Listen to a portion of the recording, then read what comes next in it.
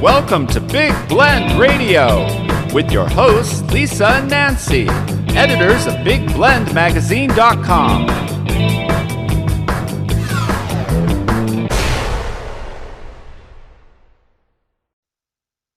Hey everybody, welcome to Big Blend Radio with Nancy and Lisa. You know, we love to have our conversations with Christy Wood. She is amazing. She is a world-class horse trainer, world champion, not just she's just world class. Let's just say that. Christy Wood is world class, but she is our Big Blend equestrian expert, and she's joining us to share her latest adventure on the Chief Joseph Trail Ride. And this is it's a progressive trail ride. It goes for 13 years, and it's through the Appaloosa Horse Association. So folks or the Appaloosa Horse Club. And so when you do this, you have to ride Appaloosa as the Native Americans did as well. So this is an incredible ride. But as I was saying, Christy is a world champion horse trainer. She knows all about exhibiting in jump and trail. She's a winner in extreme trail obstacle challenges. She's a carded horse show judge with 7 breed associations. She's the author of Your Best Horse Show and the children's book Ranger, The Little Horse with a Big Heart. She's also the owner of Wooden Horse Training Stables in 3 Rivers. So she's right outside Sequoia National Park. So when you go there for your Sequoia and Kings Canyon National Park adventures, you could go on a trail ride with Christy. So go to her website. It's WDN for Wooden, WDNHorse.com. So welcome back, Christy. How are you? I am fine. Thanks for having me join you today. Hey, you're world class. So, you know, we're very honored. Well, you're world-class interviewers. Hey, well, thank you. Now you're raising our standards. Yeah, I love this. This is great. But, you know, this is a story that we've, covered over the years as you've been doing this trail ride, not as long as you've been doing this, because now you're on your second part of it, right? You've done the 13 years and now you're in round 2. Yes, I'm on another, it's actually the 5th rotation of the ride, because the ride started in 1965 with the Appaloosa Horse Club. It takes 13 years to complete the ride, and now this is the 5th rotation of the 13 years once again. Wow. So I completed the rotation, the 4th rotation of it on a wonderful horse named Dollar, who we went 13 consecutive years, and now I'm riding her half brother, a horse named Buckley, on this ride, and I plan to finish the 13 years with him. Awesome. So this is, we've talked about this before, about this is something that you can't just decide you're going to get on a horse and ride. This is something, because you're really out in the boonies and you need to know your horse needs to know you. You really have to be experienced, right, to do this. Yes, it certainly helps. It's not a walk in the park, let's just put it that way. It's a ride through beautiful forests and different states, and it can be a real treacherous ride as well. I mean, the Native Americans were eluding the cavalry, and they had some wonderful trails that the cavalry couldn't follow them.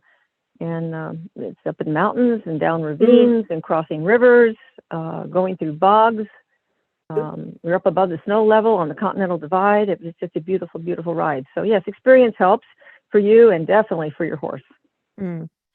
So with this, what states are covered? Let's go through that so people can understand a little bit, and let's talk a little bit about Chief Joseph, because he was the leader of the Nez Perce, right?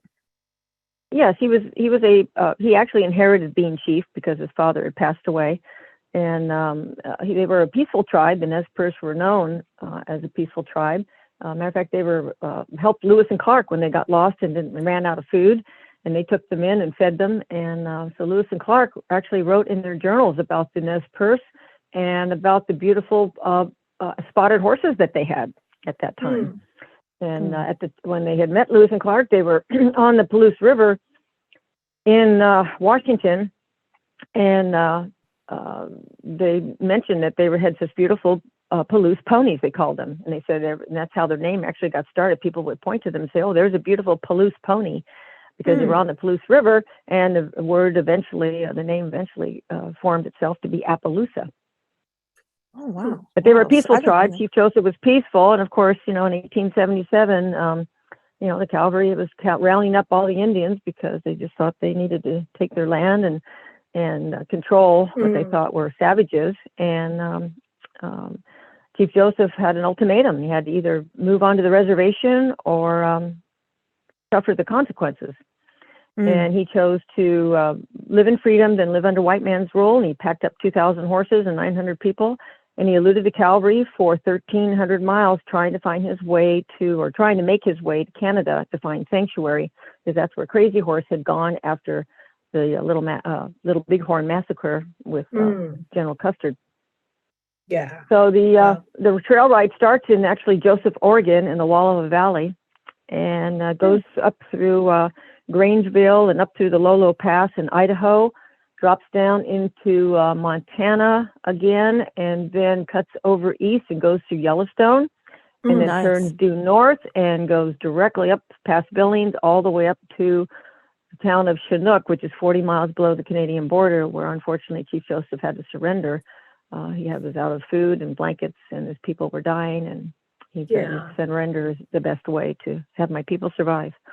No, man, he was so close. Yeah. You just got to think what it was like back then, and being on horseback like they were. But obviously, you're not fleeing. But do you get that feeling when you're riding? Like, does that sit with you while you're going? They made almost 20 miles a day themselves. So that's what we do, about give or take a few miles, depending on where camp's going to be the next night. We do 100 miles in a week. Wow. They did these 1,300 miles in 3.5 months. So they were constantly moving. It was exhausting, when you're trying to take young people, older people, trying to carry your supplies, and they had a herd of 2,000 Appaloosa horses. So they're trying to elude the cavalry. And, a few times when they tried to rest, the cavalry would sneak up on them. And there was one major battle at the Big Hole where they lost 90 Native Americans there. And, it's a constant push to flee for your life. Wow. When you ride, do you think about them? Oh, constantly. It's breathtaking to see the country that they love so much, and that meant a lot to them. The trails they took were actually the hunting trails. So when they left Oregon and went up through Idaho, this was a trail they took to get to Yellowstone for their buffalo hunts. But it's very treacherous over the Lolo Pass, very difficult, and the cavalry couldn't chase them because they couldn't pull their cannons. And their horses were not as stout and sure-footed and bred to be mountain horses like the Appaloosa horse was. So they kind of lost track of them many times because of that. But it's a beautiful ride. It's just beautiful to see this. There's so many parts of history that come alive on the trail. There's many plaques and pictures and things that the National Forest Service has put up to commemorate what happened on this trail. It's now a national historic trail, the Nez Perce Trail, and you can actually drive part of it and walk part of that and obviously ride part of it. Yeah. There. Well, we're riding most of it, that's for sure. There's the only reason we aren't on the actual trail, maybe for every single step, is because of landowners and different things that have happened, or major washouts. A couple of years ago, the Lolo Pass had some major damage done to it, and so things like that happen. But you can drive most of it and try to hike most of it if you like. But of course, it's much better on horseback. You get a feel for it being on horseback. Nancy, we're going to have to do part of it. We're going to be back in Oregon next year. So what are the dates for the next year? Do you know? Next year, it's usually the 3rd week of July, but we're not in Oregon now. We're going to be on year 5 next year of the trail. So we are going to probably start near Highway 12 and the Lolo Hot Springs, and drop down into Hamilton, Montana. Oh, wow. Next year. Wow. So where were you this year? This year was the 4th year to ride, and it should have been up in the Lolo Pass. The Lolo Pass got washed out 2 years ago, and because COVID hit, they never really got a crew in there to put it all back together, and so we had a modification of the ride this year, which was called the Mussel Shell Meadows, and it's north of Grangeville and east of oh my goodness, I can't remember now the town. I'm sorry, but it's that's all right. Over on Highway 12, just south of the Lolo Pass. and just beautiful, beautiful riding. And there's many historic things to see for the trail on this leg of it. And sometimes the modification has to happen because of the weather. And then, of course, not only Fires. COVID, but last year when the ride was scheduled, it got canceled 5 days before it was supposed to start because a major fire broke out. And actually, there was a fire crew in our assembly camp. Oh, wow. wow. They don't need 150 riders coming in and being up there when there's a major fire going on, so they canceled the ride. So the ride's a little bit too. Well, of course, yes, for the horses and for the people. We don't need to be in the way, you know. Right. And of course, where we camp is very, very remote, so there's no point in trying to put people in danger with where we camp. And it was wise to cancel it last year. So we're 2 years behind, basically, on our segments, but we will be with year 5 next year. That's excellent. So when you do this, is it always like if somebody wanted to start, could they start on next year, or do they have to wait till the next? Okay. No, you can come in and start anywhere, and if you have to skip a year or two, they give certificates for rewarding people for showing up and being on the ride, whether you're a driver or a rider, just participating on the ride. They give a 5-year certificate, a 10-year certificate, and then 13 years for completing the ride. And it can be any 13 years combination. I'm just so organized that I decided to start at the beginning in 2004 and ride all the way through to 2017. And I did it all consecutively. And if you do 10 years consecutively on the same horse, your horse actually earns a medallion for doing that. Oh, wow. So that's kind of nice. And then the horse gets a certificate at the end of the 13ing years as well. So and extra carrots. And extra treats. Yes. Oh, lots of extra carrots. It's all. So what? Yeah, that's thinking about that. What happens on the ride? Does it change what you feed your horses versus when they're at home? Because they're really out. They've got to be fit. I mean, they've got to be fitter than the riders almost. Well, number one, yes, you and your horse have to both be fit. You have to be physically ready to sit in that saddle for an average of 20 miles a day, and not just flat land. We're talking climbing hills up to 9,500 foot elevation, and then riding down on the mountain on the other side. So you've got to be comfortable going up and down. Your horse has to be fit for all of that, and experiencing major water crossings, bogs, deadfalls, which are trees that are down. You just have to be able to negotiate things along the trail that they're going to be a little bit of a snag, and so you and your horse have to be ready for that. And feeding, as an answering your question about feeding, yes, you need to fit. Besides just fitting, but you feed a horse to be fit for this as well. And there's a lot of things to monitor. I experienced extreme dryness, of all things, coming from California. Getting up into Idaho is even more arid than California, and my horses would experience some dehydration. You need to monitor how much horse your water drinks, encourage your horse to drink more water. There's different things I can feed and take care of my horse if those problems arise. Plus, we have a ride veterinarian that is with us every single day, going out on the trail and in camp. But they provide some local hay for you to feed your horse, but you can't just surprise a horse and just switch feed like that, because, believe it or not, as big and strong as they look, they have a very delicate constitution. So you need to monitor how you feed your horse. And I usually take my hay from home and mix it a little bit with theirs, but you just got to monitor what your horse is eating and how well they're eating, and just keep them fit with nutrition, and be ready for this ride. Wow. So where do you sleep? Well, she checks into a la-di-da. No, wait, Christy checks into a fancy 5-star hotel because she's world class. I've got a horsey hotel. My horsey hotel, I call it. Yeah.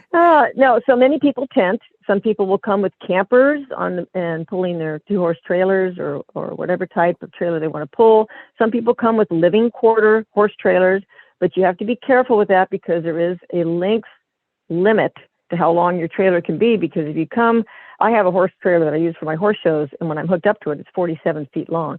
So that's way too big and way too long to get up into the mountains and do the switchbacks and the curves. So you have to be careful with the length that you take. And I have a smaller trailer that's a 2-horse with a gooseneck, which means it's got a sleeping area above the bed of the truck. So it works out perfectly for me. It's I can put everything in there I need for my horses and for myself, and I'm very comfortable. I don't have to sleep on the ground, and I really don't want to pitch a tent. I really like having that trailer to run into in case there's inclement weather. There's enough room to get 5 or 6 people in there if we have to eat dinner, if there's a storm. I mean, it's very comfortable for me. That's cool. Cool. Yeah. I know. I want to do parts of this. I know we've talked about it, and our timing has always been, weird. And it's just the way the road is, but I really hope one day we at least get there. And maybe when we do Oregon, I'll do some, well, at least do some. Well, we won't be back in Oregon. We're not going to be back in Oregon now for another 13 years. Well, but so at least Nancy and I could do some part of the trail, because I know we're going to be there in June and then go back across the country. But we could do part of the trail. Yes, you could certainly hike some of it. Take a day and go hike it and start out in Joseph, Oregon. It's just a beautiful town. And see part of it if you like, and then try to come to assembly camp. The first night is really exciting to meet new people and see the people that have come back after years and years and years. One lady last year, a wonderful lady I know from Idaho, has been on the ride 45 years. So you make some wonderful friendships. People have been just so committed to this, and you could come to assembly camp and have dinner with us and just sort of meet the introduction and watch the trail start. Each time, wherever that's going to be, if you get yourself to assembly camp.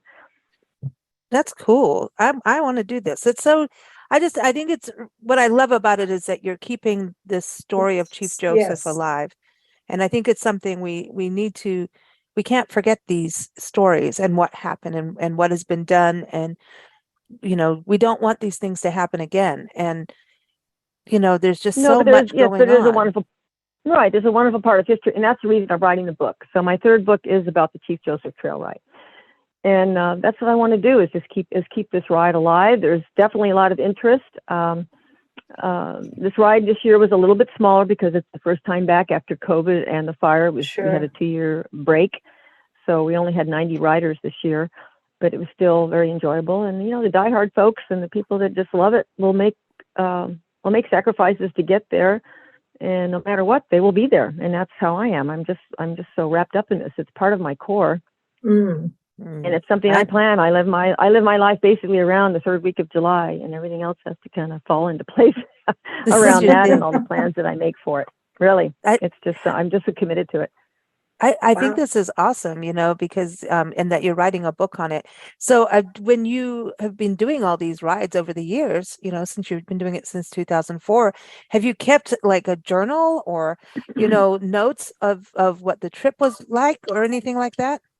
Yes, I have some notes. And even thinking throughout I've been wanting to write this book for a long time. And with my parents had some health issues and then they're passing and things, and life gets in the way. And so every time I would think about this or something would happen on my own trail ride that brought back memories, I would write little notes down and I put them stuffed them in kind of a closet. And it's so funny. And then this July, it just all hit me. It said, it's time to write. Opened up that book and remember seeing commercials of how people open a closet and all the elements fall out of the closet they've been stuffing in there for years. Well, that's happened to me. So I had to put together a storyboard, almost like making a movie of all the thoughts I had for all the years. So yes, I had plenty of notes and I took some wonderful photos cool. the first 13 years. So I really, my photos are definitely almost jogging my memory beautifully. And I'm getting a fantastic recall of what happened, long ago, or, 17 years ago now, and the book is just coming along beautifully. It's just flowing, so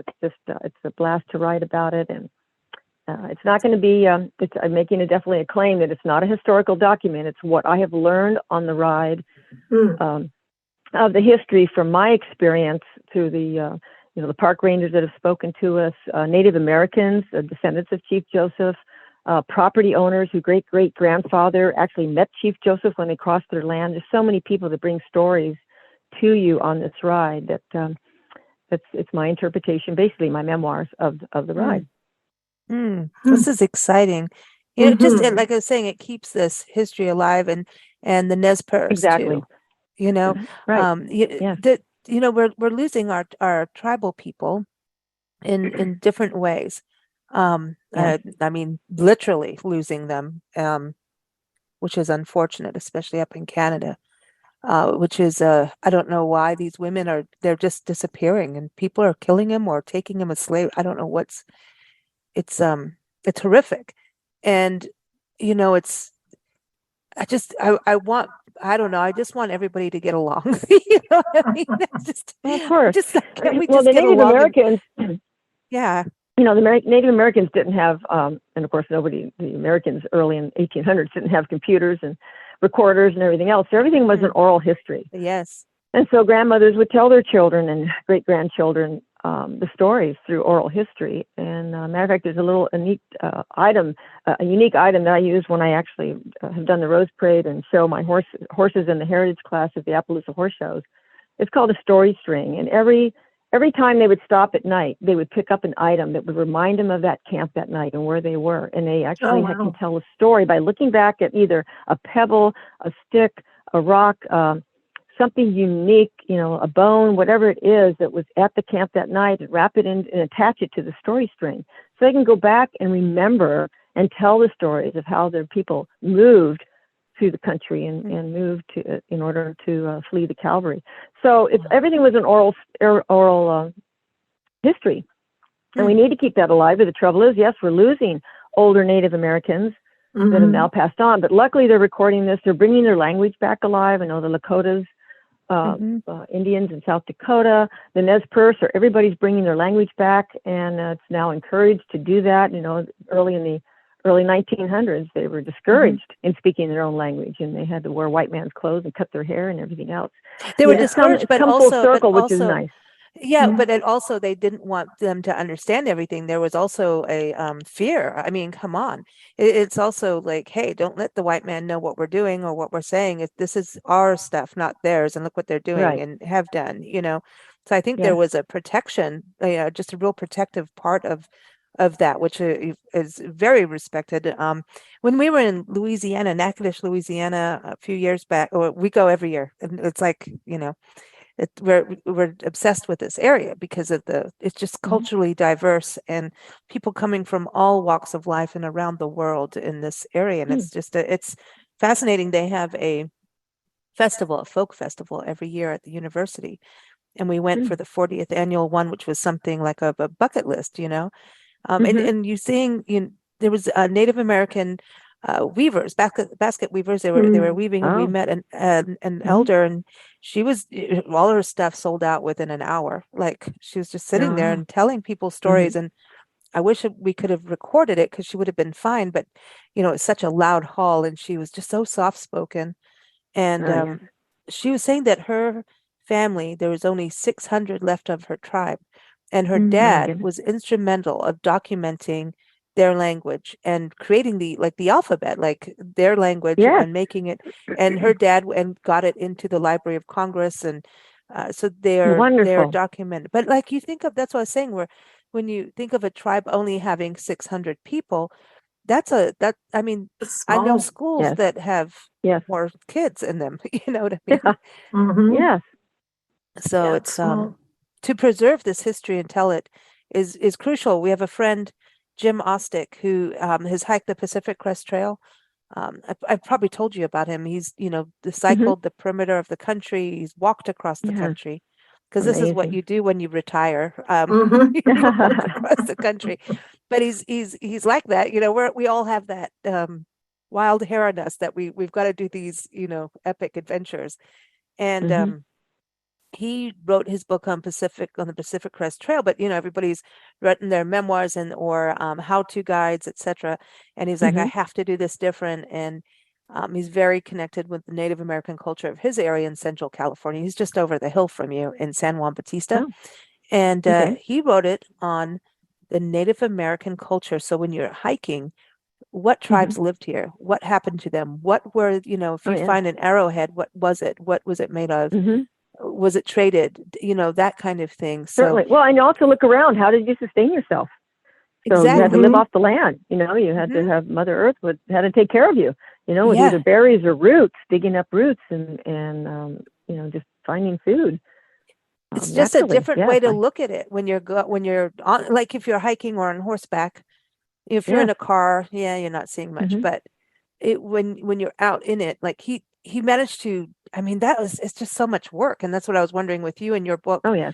To look at what tribe, I know you're following the Nez Perce, but there were also other tribes in that region too, right? So there's all these different cultures, and tribes and different foods, like you're saying, but also the folklore. And he was gathering their stories of, like out at Talkowitz. I hope I've got the right. Now I've got the wrong mountain. I don't know, but in Idlewild, there's a story Talk with about. Pines. Talk with Pines is in Idlewild. Okay, Southern so California. hey, I got points then, and Cool. you see, you're world class. You know exactly what I'm talking about. Awesome. But yeah, that there's this, you know, things can go wrong or right according to the spirit, to this one spirit, and yeah, things went wrong for him on that part, but it's these stories, like we were talking about, there were these oral stories, and to be able to have them in a book, and if you're going to hike the trail or you're going to do, follow the Chief Joseph Trail, to understand what you're walking through and who was there, why, what happened, how did they survive, like you were saying. I just think it's this is the crucial thing. This, we've got travel guides in the world, but we need these stories, so what you can appreciate. I respect that. This is going to be more grassroots stories. Yes, I like that. Exactly. Oh man, Nancy, let's go hiking. Sure. I'm ready. But listen, I'm not doing it in the winter. Okay, so we've done the you couldn't get over those. You couldn't get over those passes now. No. We're going to be there in the summer, and I'm all good with that. So I know we probably brought this up, but what about snakes on the trail? Do you guys worry about that? I have to bring them up. I haven't seen one. I haven't seen one on the Chief Joe trail ride, but they have been in camp. So not on the trail, but we've had a few rattlesnakes in camp. Yeah. You just have to be kind of prepared. Usually when 150 riders show up and horse trailers and trucks pull into a large field for camping, usually the snakes want to leave. They're not going to hang around. Yeah. So it just depends. Snakes aren't a big problem, really. Yeah. Wildlife, it's like, no, this is huge. I'm out of here. Yeah, because there's a sound with a bunch of horses. I mean, that is like a thunder. Right. And the vibration, you can imagine 150 horses stomping the ground. There's no snake's going to hang around. He's going to get out of there. Yeah, they're going to feel that and know it's time to leave. But okay, I know we've asked this before, but I'm circling back on it. So you've got the Appaloosa horse, so they really are trained for, that breed is really good at it. Mountain climbing, etc., and going up. And I mean, that's hard riding. And even like, we watch TV and you see people crossing rivers on horseback. Do you know that's just not that easy if your horse isn't prepared? There's rocks and stuff, they have slippery. to know. Be sure-footed, like you're saying. And you need, and there's a lot of horses that come from sort of the cities, we'll say, or the suburbs, that never really cross major streams. And we're talking sometimes rivers that are high enough when you cross all the way up to my knees in the saddle. So it just depends how deep it's going to be. And if we have to cross it, we have to cross it. So you need to get your horse comfortable with that. And it's not just the elements on the trail as well, and negotiating rocks and trees and everything else. A horse has to be comfortable with another 150 other horses. So it's a little tough sometimes to get your horse prepared for that. You have to call up 150 friends saying, let's go for a trail ride. That's a little difficult. So you just have to know your horse's mannerisms and their attitude. There are some safety measures we have. If a horse is really uncomfortable with that many, they tie a little red ribbon on the horse's tail, which means the horse could possibly kick. It might need a little more room, and people respect that and make sure that that you don't let your horse bump into that horse in front of you. It's got a red ribbon in its tail. So there's some safety issues there, and just have to get your horse acclimated the best you can with what you're gonna experience on the trail. I'm going to tie a red ribbon on the back of Lisa's head. Oh my gosh. I doubt she's going to kick anybody. No. But I do, I wonder about mules. That's where I was going with that, because mules, like, we think about the mules that came through in California and Nevada, how they were used in mines. Are they sure-footed enough to do something like this, do you think, if they sure, mules are, yes, but you have to ride a registered Appaloosa now. We do have a few mules on the ride. They are there as the pack animals. So our veterinarian and our medical doctor actually have a few pack mules that people will pony, which means you lead another horse when you head out on the trail. There are pack mules that take the supplies each day. So yes, they're very sure-footed. Mules are very sure-footed, but you need to be riding astride on a registered Appaloosa. Wow. I just, because I always thought mules would be something that you could do. I mean, I understand the need and the reasoning for Appaloosas, but I always thought mules are pretty sure-footed as far as I recall, but Yes. I don't know if I've Mhm. ridden one, but I've always heard that they're sure-footed and pretty good at, I mean, they take people down the Grand Canyon on a mule, or Yes, is it they a do. donkey? Yeah. Yeah, Yeah. Yep. No, they're mules. They're mules. Mhm. go mules, go. Well, Yeah. way cool, Christy. This is Yeah. exciting. I'm excited about your book and cannot wait. So get on it, get I am too. finished. Well, I plan Get her, to. As soon as this get her interview is over done. with, my pen is in hand. Oh, I'm ready to that's it. go. Good. No, it's exciting. And just to follow that. So Nancy and I, we will do something somewhere. I'll look up all the mapping and everything and see. I know when you have like a National Historic Trail, you kind of get online and find maps. But for you guys, I mean, is it a different kind? Because you're looking at actual land. And I know that there's, all these different trails and you're trying to follow this main trail, but are you really Well, the using mostly organizers, wilderness maps, right?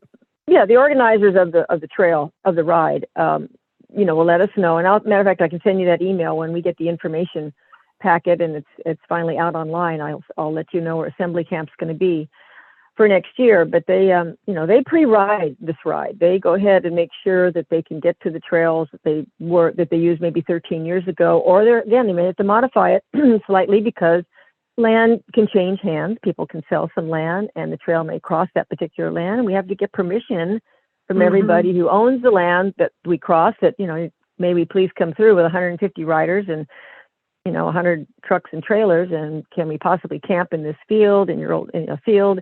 So there's a lot of work, pre-work that goes in, and the crew does a beautiful job of finding places where we can camp, where we can cross, follow the trail as closely as we can to the actual Nez Perce Trail. Mm. And they make it work. Oh, nice. Well, it's epic. It is Yeah, epic. it is. I wonder, It's very epic. yeah, if you could have a conversation with Chief Joseph, I think he would dig what you're doing. I think he would, I give think you a so too. thumbs I up. think he'd be, because he never really got to see the end result of what he did.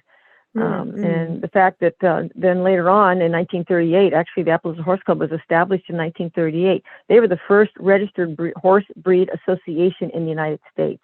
And a group of men got together and said, we need to preserve this breed. We need to bring the breed back to what it originally was. And when I say that is because when Chief Joseph was captured up at Bearpaw, 40 miles below the Canadian border, they sold off quite a few of the Appaloosa horses to local farmers. And they crossed them on draft horses. So they bred the Appaloosa with draft horses to work in the fields and, be workhorses. So the late 1800s, early 1900 horses, when you would see an Appaloosa, you'd see a horse with a very large head. We called it sort of a jug head of a draft horse, and also with a shorter ratted tail, because that's the breed, that's what the draft horse has, and they mix that blood. So the Appaloosa Horse Club was established by some men that really wanted to preserve this breed.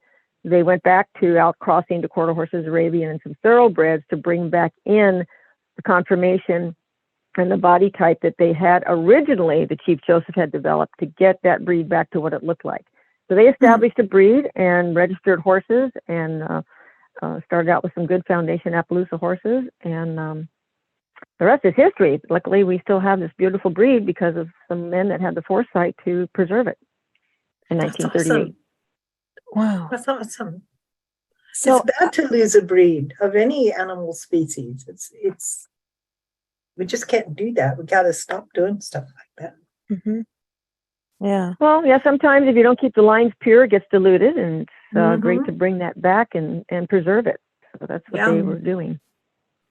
So I have a horse story for you. You know how you sent us on a horse mission across the country on our Love Your Parks tour to find horse stories.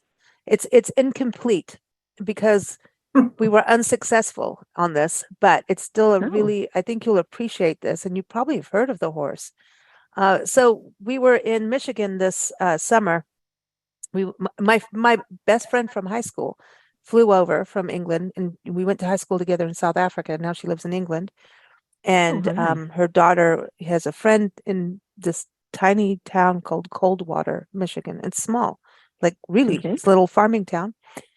And so we're there, and we got to reunite. It's all wonderful. And it was the last night, and then her daughter's friend's family was there, and one guy's like, well, because we went to go see if there were any parks, right? You know how we have to do that. And He said, well, did you go to the Coldwater graveyard? And we're like, no, like, I didn't know. Why? Well, apparently there's a famous Civil War horse buried there. Oh. And his name is Old Sam.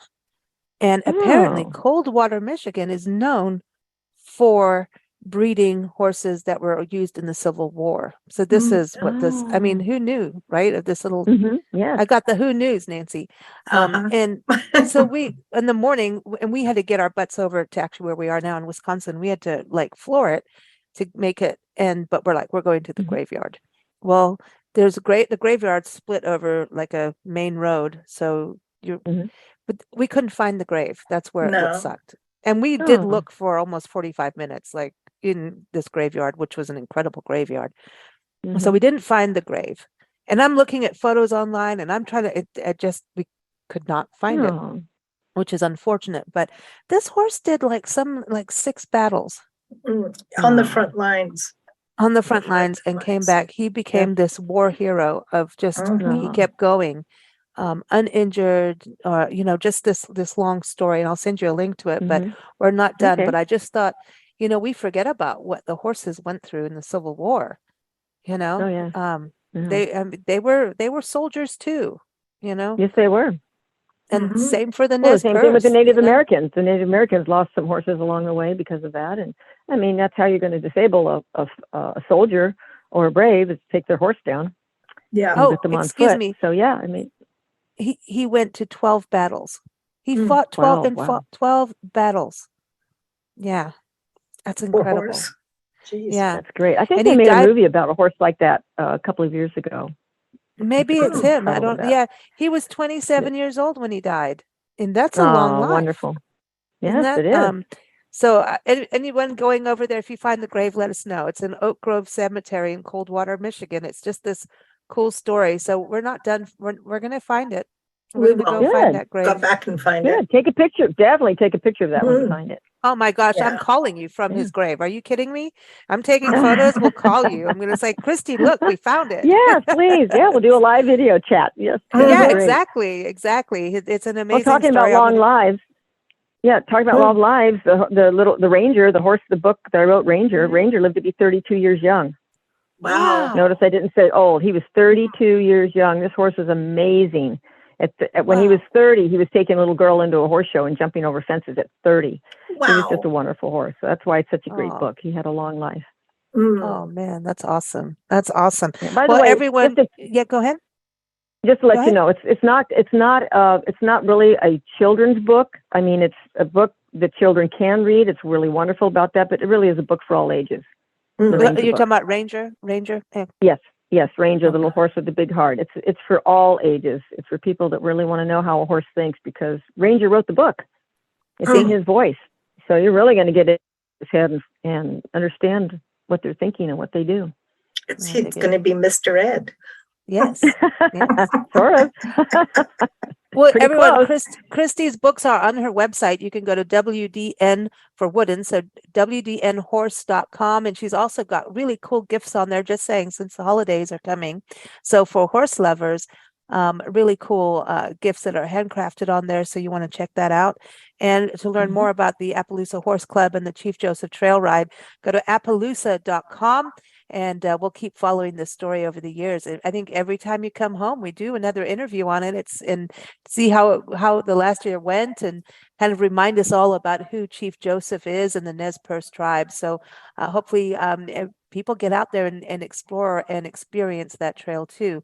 Keep up with us at bigblendradio.com. And as always, when we do this show, we love to close with music from Evren Ozan, Native American flute player. And this is a song called Great Blue Sky, because I figure that's what you see when you ride, right? I mean, unless there's weird weather. Right.